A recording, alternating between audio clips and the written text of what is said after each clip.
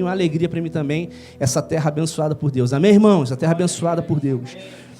A gente está aqui hoje lendo, vocês estão aqui hoje lendo, 12 dias o livro de João, e hoje vocês leram o capítulo 12 de João, e já foi ministrado aqui um monte de coisa. E eu falei, pastor João, que seria legal eu pregar em João 12. Só que João 12 tem 50 versículos ricos demais.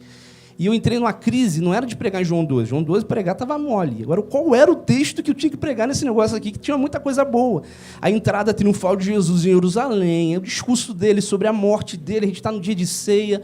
E aí eu fiquei orando, e a mensagem que Deus me deu foi que vocês cantaram aqui, que vocês ministraram, de Maria ungindo Jesus. Então, abra lá capítulo 12 de João, verso 1, a gente vai ler até o 9, porque o 10 e o 11 é meio chatinho, queriam matar Lázaro e tal, deixa para lá, deixa essa história para depois. 12, do 1 ao 9. Vocês já leram, está fresquinho na memória, já cantamos Maria aos pés de Jesus, espero não ser repetitivo, que o Espírito Santo revele coisas novas para a gente, amém? Antes de ler, você está achando aí na sua Bíblia, apresentar minha família, Sandra, minha esposa, a gente está casada há 18 anos, vamos fazer 19 anos de casado esse ano, dia 22 de julho a gente faz 19 anos de casado, dia 25 ela faz aniversário, dia 26 eu faço aniversário. E aí nasceu no dia 1º de julho, para ficar tudo ali pelo mês de julho, a Raquelzinha, minha filha mais velha, 14 anos, que esse ano faz 15 anos, e aí 15 anos, vocês sabem, né? Em tese tem que ter aquela festa bonita de 15 anos. Se eu não estou enganado, eu vi a foto da tua filha, de 15 anos, já tem um tempinho já, teve uma festa bonita e tal. Então, mas a Raquel não quer festa, ela quer algumas coisas, e aí a gente está estudando aí. Pular de bungee jump, não. Pular de asa delta, ir para a Neoquímica Arena assistir um jogo do Corinthians, porque a minha família é corintiana, graças a Deus.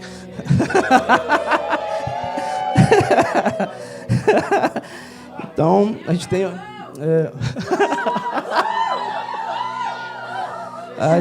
Fechou o coração? Fechou o coração? O espírito estava fresquinho, mas agora já até subiu o Espírito Santo. Misericórdia. Ai, Jesus. Então, tá aí minha família. E o Isaac, que é o meu mais novo, meu caçula, 12 anos, jogador de futebol ali, abençoado, né, Isaac? E faz agora, em março, ele nasceu, para contrariar todo mundo, nasceu em março.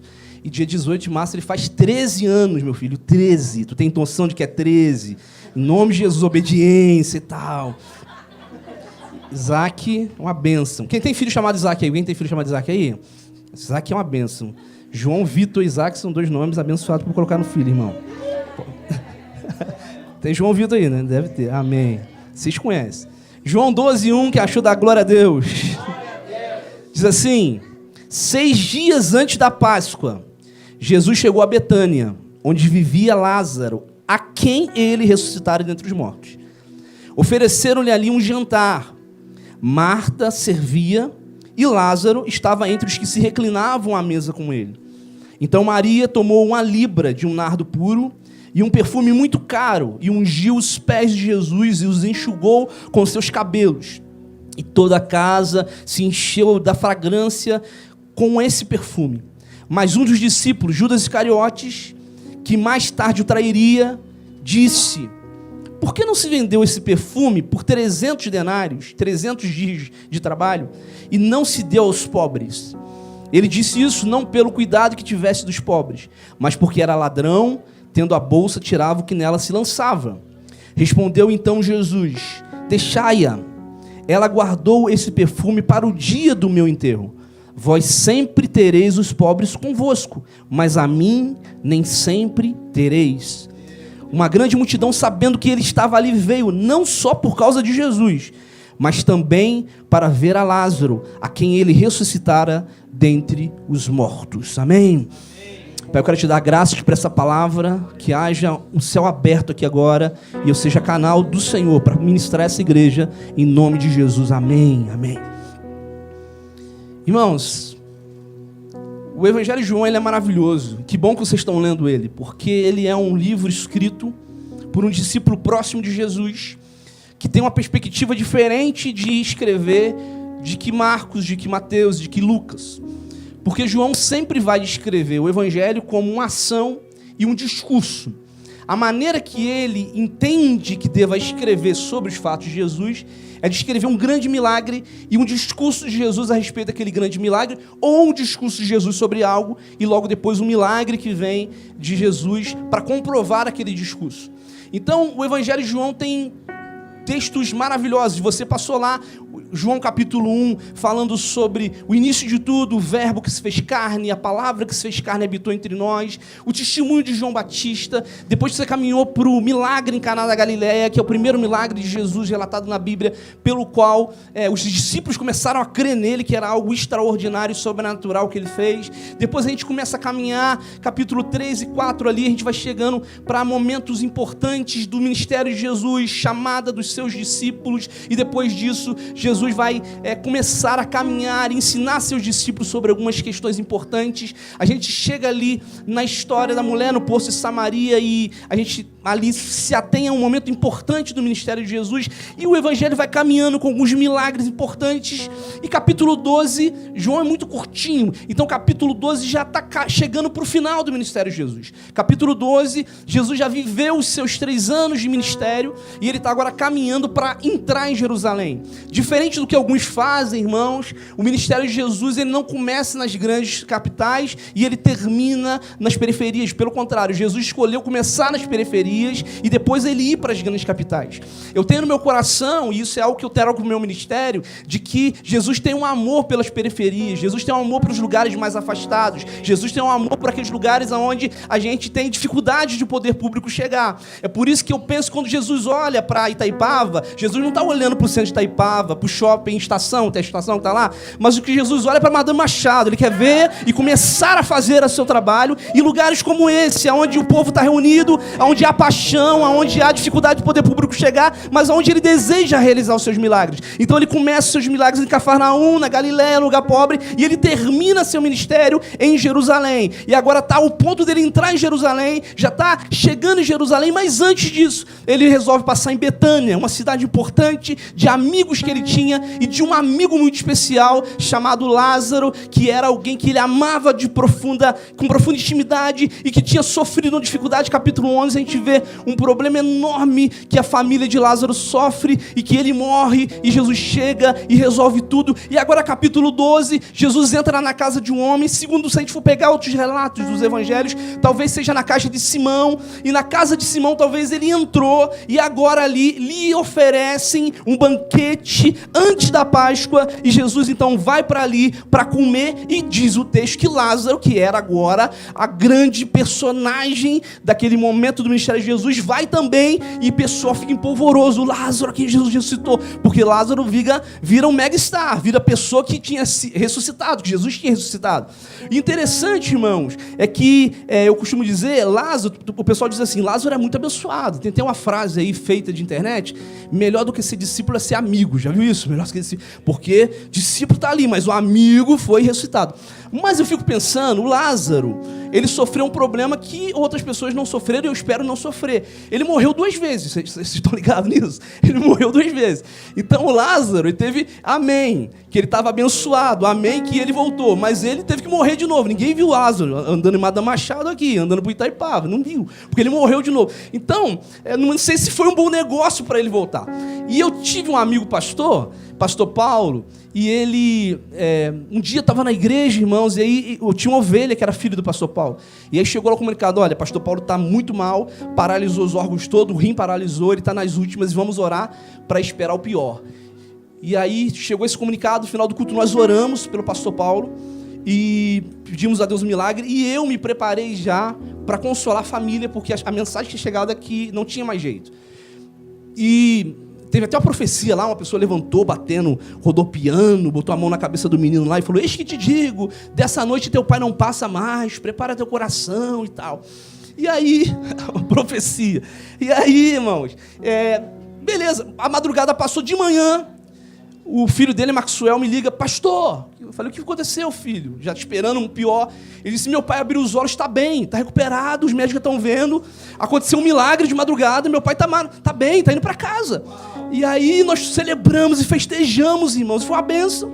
E aí, um mês depois, ele já estava em casa e tal. Eu falei, Maxwell, teu pai tem que contar testemunho? Não, ele não está querendo contar testemunho, não. E não sei o quê. E aí, eu encontrei com ele na rua um dia. E eu falei, pastor Paulo, que bênção, Senhor.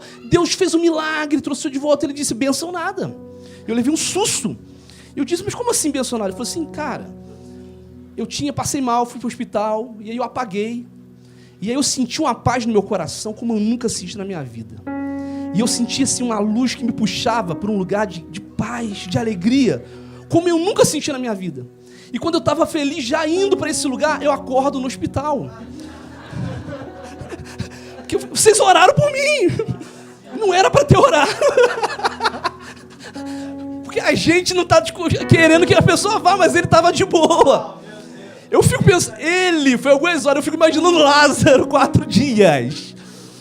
Tu vê que o Lázaro não fala? No capítulo 12, Lázaro não fala. Esse cara não fala, ele não conta testemunho, ele devia estar revoltado. Por que me chamaram de volta, meu Deus?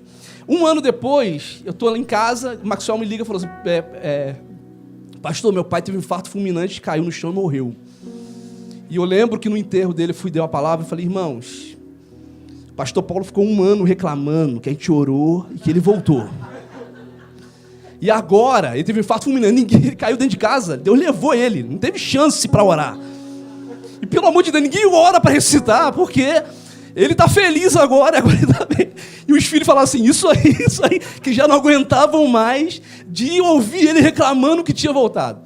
Lázaro ressuscitou, a gente não sabe como é que estava o coração dele, mas ele virou um mega star, onde ele estava, multidão.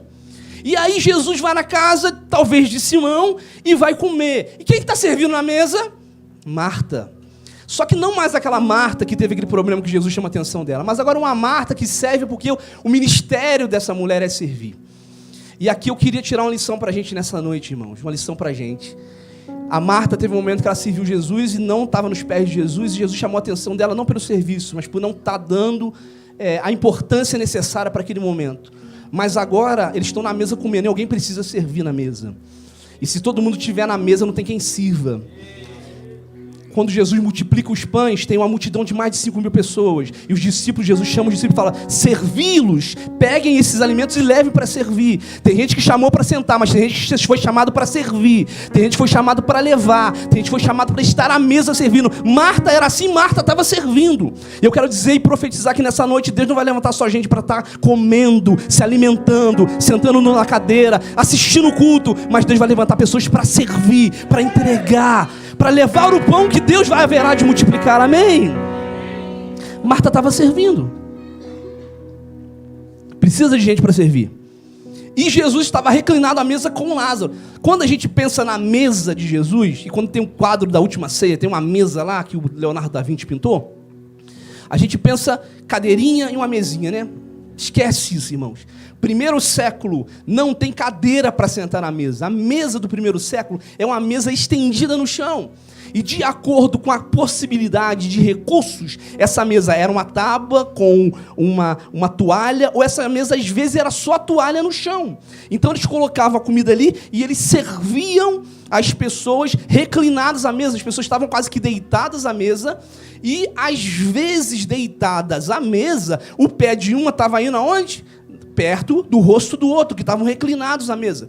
Por isso que há um problema de você entrar numa casa para comer e não lavar os pés, porque era higiênico lavar os pés, o pessoal andava pelo deserto, então você entrava numa casa para comer, a primeira coisa, lava os pés, depois você reclina a mesa, e as pessoas comiam reclinadas, encostadas à mesa, e elas se alimentavam ali. O texto diz que ele estava reclinado à mesa com Lázaro. E é nessa hora que ele está reclinado à mesa com Lázaro, na casa de um homem, em que as mulheres não podem estar sentadas na mesa naquela sociedade extremamente machista, que uma mulher entra naquele ambiente para fazer a diferença naquele dia. Que uma mulher entra naquele ambiente para gerar algo inesperado nas pessoas que estão ao seu redor. Diz o texto bíblico que era ali reclinado à mesa, que Maria toma aqui na minha versão, a libra de um nardo puro, um vaso de nardo puro, com um perfume extremamente caro, e ela quebra esse vaso, ela unge os pés de Jesus com esse vaso e enxuga, segundo o texto de João, os pés de Jesus com seus cabelos, e a casa se enche com aquele perfume.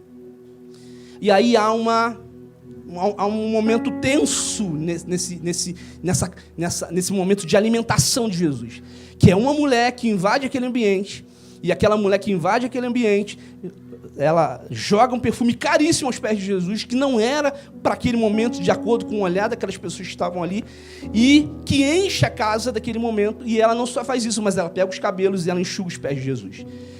Se a gente perceber outros textos, a gente vai perceber que talvez, e há uma outra fala de Jesus nesse sentido, Jesus não tivesse tido os pés lavados quando ele entrou na casa, e aí agora aquela mulher estava lavando os pés dele. Mas mais do que isso, aquela mulher está dando uma adoração e um louvor profundo a Jesus naquele momento. Ela está entregando a Jesus um louvor que é extraordinário e que é fruto de um coração de alguém que não olha para as limitações. Ela tinha limitação de ser mulher, ela tinha limitação de estar num ambiente fechado para homens, ela tinha limitação de alguém que poderia criticá-la por fazer aquilo, ela tem a limitação de que era um ato de profundidade, extravagante demais, mesmo que fosse outro ambiente, mas era um ato extravagante, e ela tem todas essas limitações, mas ela não olha para as limitações, e ela se derrama aos pés de Jesus. E aqui é a grande lição do capítulo 12, do ato de Maria em derramar aquele perfume aos pés de Jesus. A grande lição que a gente tira daqui é que a nossa adoração para Deus não pode ter limitações. Que a nossa adoração, o nosso louvor para Deus não pode ficar preso no que os outros vão falar da gente, no que as pessoas vão dizer da gente. Tem gente que fica preocupada se vai levantar a mão demais, se vai chorar, se vai sorrir, se vai pular, se vai saltar, se vai rolar no chão. E a gente não pode se preocupar com isso, porque na verdade nós temos que derramar nossa vida na presença de Deus. Seja pulando, dançando, chorando, derramando. Quando a gente começa na fé, tem coisas que a gente faz, irmãos, que a gente não faz nunca mais. Tem coisas até extravagantes demais. Eu confesso que já fiz coisa muito extravagante. Mas quando você olha para trás, era fruto de um coração sincero e puro do Senhor. Eu lembro uma vez que eu estava adorando a Deus na igreja, e adorando e pulando, e aí eu caí no chão. Eu só lembro que eu caí no chão. E quando eu abri os olhos, assim, que eu me dei por mim, eu estava lá no último banco da igreja. Eu estava no primeiro, adorando e pulando. E quando eu dei por mim, eu estava lá no último. E quando eu perguntei ao pessoal, eu falei, como é que eu cheguei aqui? O pessoal falou, você veio rolando. Não era cadeira, era banco. Eu fui rolando debaixo do banco. Nunca mais rolei. Não costumo fazer isso ainda hoje. Mas quando a gente tem um coração que sabe se doar como Maria, as limitações, se está no chão, se não está, se vai sujar roupa, se não vai. As mulheres ficam 2 horas fazendo maquiagem, se vai borrar com a lágrima, não importa isso. Porque quando a gente se derrama aos pés de Jesus, as limitações, o que os outros vão pensar, isso não importa pra gente. O que importa é a gente se derramar na presença dele. O que importa é a gente dar tudo que a gente tem pra ele. O que importa é a gente entregar pra ele o que nós temos de mais sincero e profundo no nosso coração. E aí há um negócio, irmãos, que essa mulher faz, que é fantástico. Ela não olha para o valor. O texto diz que aquele perfume valia 300 denários, 300 dias de trabalho. Fazendo a conta aí arredondadazinha, bem furrequinha, se o salário mínimo está R$ 1.500, dividindo isso aí no meio, talvez, para 30 dias, faz a conta aí, quanto que vai dar isso aí por mês? Eu acho que R$50 por dia, é isso? Ou é mais? Mas, fala aí, no mês, quanto que dá? 1.500 dividido por 30 aí, quem é bom de conta? Já tem gente pegando o celular para fazer. Fala aí para mim, quem pegou o celular, que a gente vai fazer. Mas vamos lá, fazer a conta lá. 300 dias de trabalho. 1.500 dividido por 30. Dá 15 por 3, dá 5. É isso mesmo, R$50, não é isso? Deixa eu falar disso, acho que é isso mesmo, R$50. Vezes 300. Então são quase 1 ano de salário de um trabalhador braçal. Alguém, para ganhar aquele valor, tinha que trabalhar 300 dias. E aí, a Maria vai e ela não olha para o valor daquilo. Ela derrama aqui nos pés de Jesus, porque para ela o que importa é entregar o que ela tem de precioso para Jesus. Ela não está olhando se custa, se não custa. E é um exercício que a gente faz às vezes terrível, irmãos. Abrir a carteira para ofertar e falar, pô, peraí, tem 10, tem 2 e tem 50. Peraí. Vocês conhecem a história do menininho que o pai pegou, chamou ele e falou assim, meu filho, eu não posso ir para a igreja hoje. Essa história é antiga, então eu vou usar os valores de antigamente. Hoje não seria isso, mas os valores de antigamente. E ele falou assim, ó, tem R$1 para você comprar o dinheiro na cantina e R$1 para você dar de oferta, tá bom, meu filho? Vai lá para a igreja. E o menininho, tá bom, pai, obrigado. E ele vai, feliz da vida. Só que garoto, né, novo, começa a brincar com a moedinha, pá. Daqui a pouco uma moedinha escapa da mão dele, cai, ele vai correndo atrás, ela cai dentro do bueiro. Aí ele olha para dentro do bueiro e fala, não é possível. Aí ele olha para R$1 e fala assim, caramba, a moedinha da oferta caiu dentro do bueiro, só sobrou de comprar o bolinho. Às vezes, a gente faz umas contas assim, né? Para, o bolinho, eu preciso comprar o bolinho. Meu filho é uma bênção. A gente estava brincando ontem que meu filho é o que dá mais lucro na cantina da igreja, né? Tem lá uma lista enorme. Outros irmãos vão dizer assim, lista de quem está devendo lá na cantina, que compra no Crédito Crente lá. Pá, Crédito Crente, pá.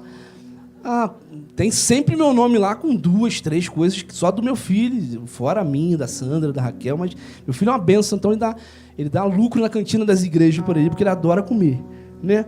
E a gente vai fazer essa conta, peraí, vou pagar o bolinho, tal, tenho que pagar estacionamento, tal, e o que eu vou dar para Jesus? Não, peraí, mas aí, sabe, a gente está falando de dinheiro, mas às vezes na nossa vida, o que nós vamos entregar para Deus também, a gente começa a medir os valores.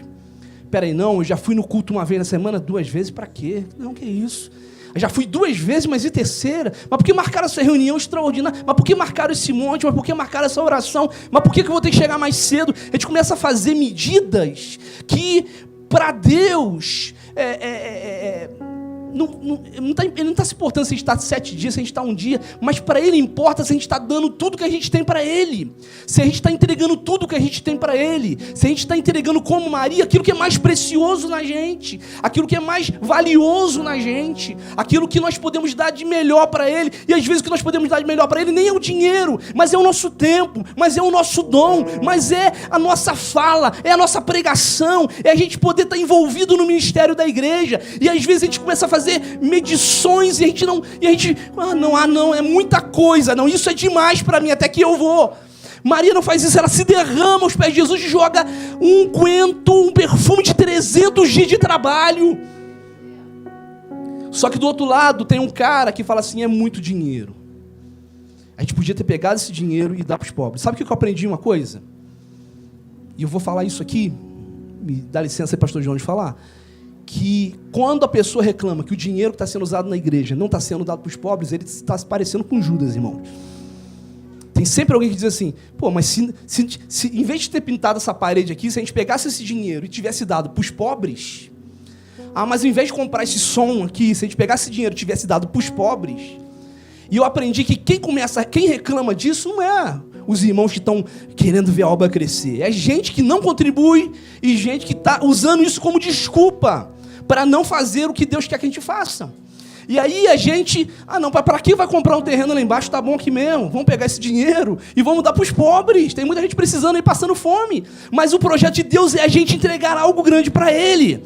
E aí o Judas fala isso, mas olha só, irmãos, olha a cabeça desse cara, sabe por quê? Esse cara, ele reclama que aquela mulher, ela derrubou perfume aos pés de Jesus, 300 dinheiro. Sabe, um tempo depois, Jesus entra em Jerusalém, algumas semaninhas depois, sabe por quanto Judas vai vender Jesus? Por 30 moedas de prata, 30 denários.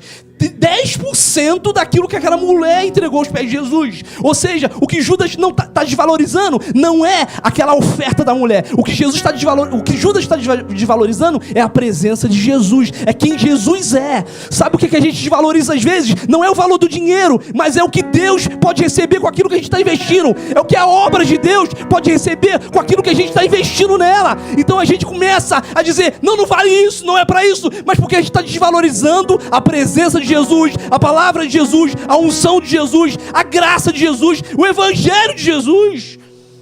Senhor. E aquele que reclamou de uma mulher que estava gastando 300 aos pés de Jesus, vende Jesus por 30 moedas.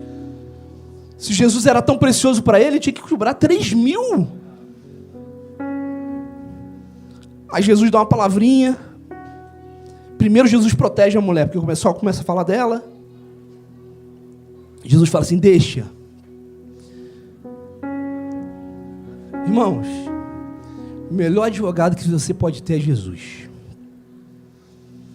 Tem horas na vida da gente que a gente é criticado, ofendido, caluniado, mentem a nosso respeito, levantam calúnias ao nosso respeito, e às vezes a gente quer ter aquele senso de justiça. Não, eu vou me defender. Nosso maior advogado é Jesus. E ela não se defende, mas Jesus fala, deixa quieta. Não falem dela, porque ele é advogado, e ele depois morre na cruz para ser o nosso advogado. Na tua causa que você tem hoje, com a tua família, com as pessoas dos seus vizinhos, com o teu patrão, no teu trabalho, na sua vida, fique em paz, porque Jesus é o mesmo que diz, deixa. Ele cuida da gente, ele é o nosso advogado. Ele disse, deixa ela. E ele dá uma palavra e fala assim, olha, ela guardou, olha só que mistério aqui, eu queria caminhar para o final dessa palavra. Ele disse assim, ela guardou esse perfume para o dia do meu enterro. Na minha versão. Algumas versões para a hora da minha morte, está assim. Mas peraí, Jesus está vivo. Como assim ela guardou para o dia do meu enterro, se ele está vivo ainda? Mas aqui Jesus está apontando para uma ação, para algo profético, para algo que as pessoas não viram e aquela mulher viu. Aquele perfume era um perfume que era possivelmente usado quando alguém morria, porque o cheiro dele era forte e havia um costume em Israel, em Jerusalém, entre os ricos, entre os que tinham mais recursos, e é bom fazer essa comparação porque não é todo mundo que tinha isso, mas entre os ricos, quem tinha dinheiro para pegar um perfume de 300 denários e derramar, o corpo depois de morto ele era embalsamado de certa forma, passavam-se fitas e colocavam-se perfumes, e esse bálsamo possivelmente era usado para que fosse preparado o corpo para o sepultamento. Não sei quem teve aqui o desprazer já de estar num ambiente onde tem um morto e que esse morto já está passando do lugar, ou em um ambiente onde você tem alguém que morreu alguns dias e não está preparado, é um cheiro insuportável. E aí, para preparar bem o corpo, era um perfume muito precioso e muito cheiroso.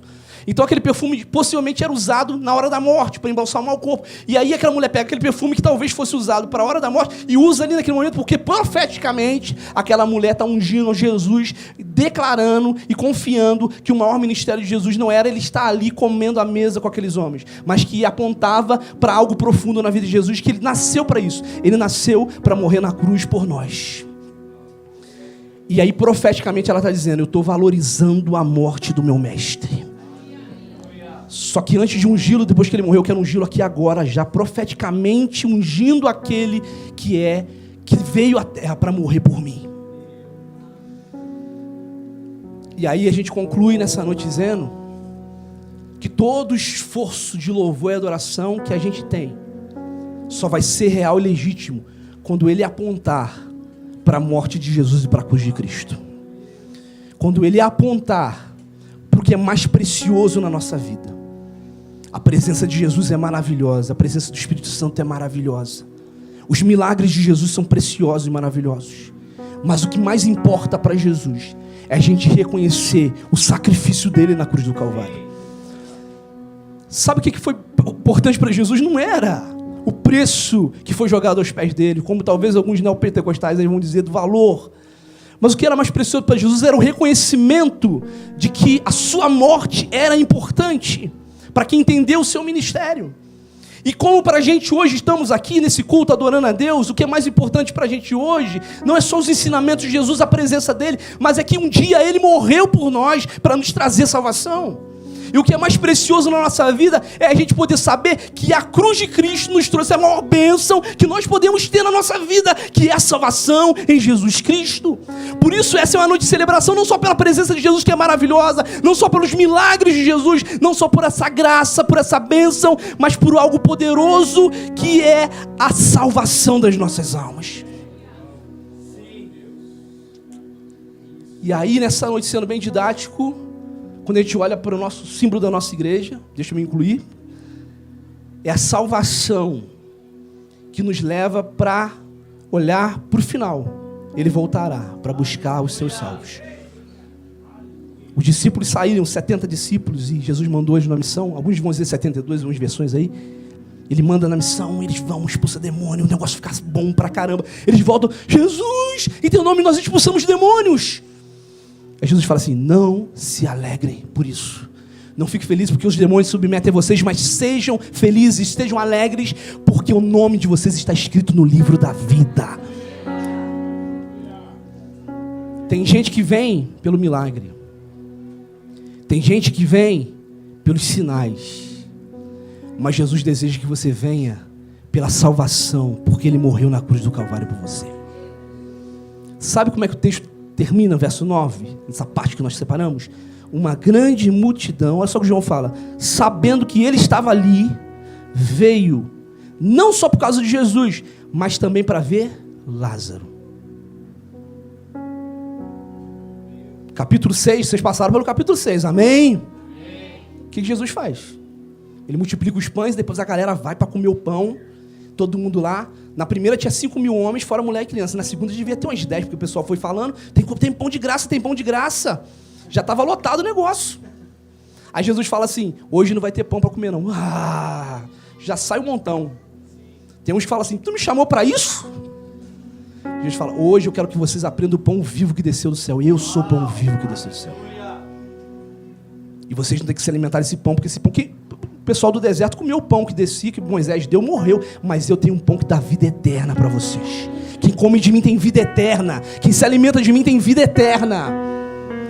E ele começa a endurecer o discurso. E ele chega num ponto, pastor João, que eu falo que eu não teria coragem. Que ele começa a pregar, o pessoal vai embora. Fica só um pouquinho de gente. Aí o texto diz assim, João fala assim, e quando o pessoal começou a ir embora, Jesus endureceu o discurso. Eu falei, meu Deus. Quando a galera começa a ir embora, a gente começa, não, volta aqui, né? A gente começa a amolecer para pelo menos guardar aqueles que estão ali. Jesus endurece e sai todo mundo. Aí Jesus olha para os 12 e diz, vocês querem ir também? Aí, olha só o que Pedro fala. Pedro fala, Senhor, para onde nós iremos? Porque tu fazes milagres. Para onde nós iremos? Porque tu faz sinais. Para onde nós iremos? Só tu tem palavra de vida eterna. Tu és a nossa salvação. Tu és o Cristo. E por causa disso, nós estamos aqui, não podemos ir para lugar nenhum mais. E agora essa mulher unge o pé de Jesus, mas tinha gente que estava indo por causa do Lázaro, para ver o Lázaro, para ver o mega star. Mas uma mulher entrou ali e se derramou aos pés de Jesus por causa de Jesus. Porque para ela o que era precioso não era Lázaro, o irmão dela que Jesus tinha ressuscitado, mas era a presença de Jesus. E ela derrama aquele unguento dizendo, Jesus, eu estou te ungindo para a tua morte. Porque o que é mais precioso é que o Senhor haverá de morrer para me dar salvação. E é por isso que a gente está aqui nessa noite, irmãos, para celebrar a ceia do Senhor, para declarar o que é mais importante para a gente. É nesse dia de ceia, não é porque a gente vai ter um poder dos elementos, mas é porque a gente vai lembrar de que Jesus morreu por nós na cruz do Calvário. E essa lembrança nos fará celebrar isso para sempre, até que Ele volte. E enquanto Ele não voltar, nós celebraremos que a nossa vida vai ser dedicada a Ele, o nosso louvor vai ser dado a Ele, nós gastaremos o nosso dia por Ele. Não porque Ele faz sinais, não porque Ele faz milagres. Se Ele fizer, glória a Deus, mas se Ele não fizer, continuaremos a adorá-lo, a glorificá-lo, a bendizê-lo, a levantar a mão e declarar que Ele é o dono da nossa vida. Porque Ele morreu na cruz do Calvário por nós. E o meu nome está escrito no livro da vida. Glória a Deus. Você pode celebrar a Jesus porque Ele morreu por você. Aleluia. Aleluia. Se você quer ser como Maria e entregar o seu louvor a Ele porque Ele morreu por você, fique de pé nessa hora em nome de Jesus. Eu quero orar contigo.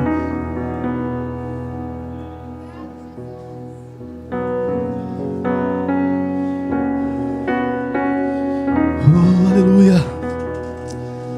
Aleluia.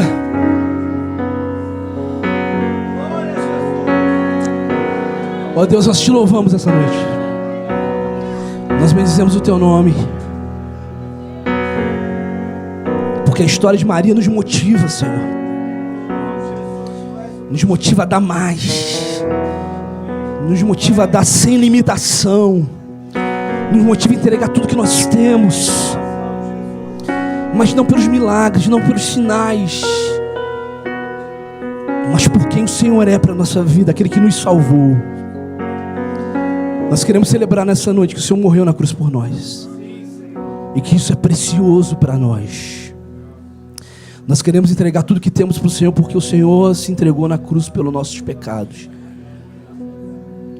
Nós sabemos que não podemos retribuir o sacrifício do Senhor, mas nós queremos nessa noite declarar que nós haveremos de dar o nosso louvor sincero. Aquilo que há em nós, dentro de nós, de mais precioso, nós haveremos de entregar para o Senhor, para que o Senhor receba como oferta da nossa adoração, do nosso louvor. E nessa noite, junto com os nossos irmãos reunidos aqui, nós queremos declarar que mais do que os milagres e as bênçãos, nós viemos nesse lugar para louvar o Senhor pela nossa salvação. E quando nós oramos pela nossa salvação, a gente olha para esse bairro, tanta gente que precisa ser salva. Então nós também nos colocamos diante do Senhor para dizer: conta conosco para ser um instrumento evangelizador nesse lugar. Conta conosco para espalhar essa mensagem. Que esse perfume não espalhe só na igreja do Evangelho Quadrangular aqui nessa localidade, mas que o perfume da nossa adoração vá por cada rua de Madame Machado, cada lugar. Cada rua, cada lugar, cada rua, esse perfume vai indo, vai indo, vai indo, e alcance pessoas que não estão na tua presença, alcance vidas que estão afastadas, e alcance pessoas que estão desesperadas, desanimadas, sem esperança, mas que a mensagem, oh Pai, o perfume do Evangelho, da adoração que entregamos aqui, ele vem se expandir, vem alcançar esse lugar, e nós profetizamos: Madame Machado pertence ao Senhor Jesus. Madame Machado pertence ao Senhor Jesus. Esse lugar é do Senhor, profetizamos isso. Que esse perfume de adoração aqui expanda para esses lugares. E enquanto isso acontecer, e quando isso estiver acontecendo, continuaremos a nos reunir para dar toda a honra e glória ao Teu nome, porque o Senhor morreu na cruz por nós, e nós Te adoramos por isso, Senhor. Nós Te louvamos em nome de Jesus.